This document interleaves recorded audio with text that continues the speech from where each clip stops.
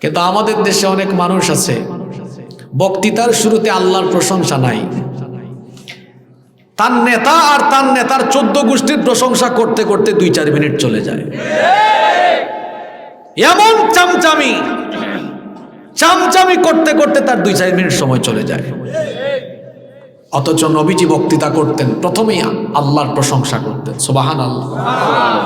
পৃথিবীতে আপনি যে কারো প্রশংসা করলে আপনার ফায়দা নাই, যার প্রশংসা করবেন তার ফায়দা আছে, মনে মনে সে খুশি। কিন্তু আপনি যখন আল্লাহর প্রশংসা করেন আল্লাহ তখন খুশি হয়ে আপনার মর্যাদা বাড়িয়ে দেন, আপনার গুনাহ আল্লাহ মাফ করে দেন। সুবহানাল্লাহ। ফায়দাটা কার? জোরে বলেন, ফায়দাটা কার? অনেকে আছে বক্তৃতার স্টাইলও জানে না। আউযুবিল্লাহ বিসমিল্লাহ সিরিয়াল ঠিক থাকে না। বিসমিল্লাহির রহমানির রহিম আউযু বিল্লাহি মিনাশ শাইতানির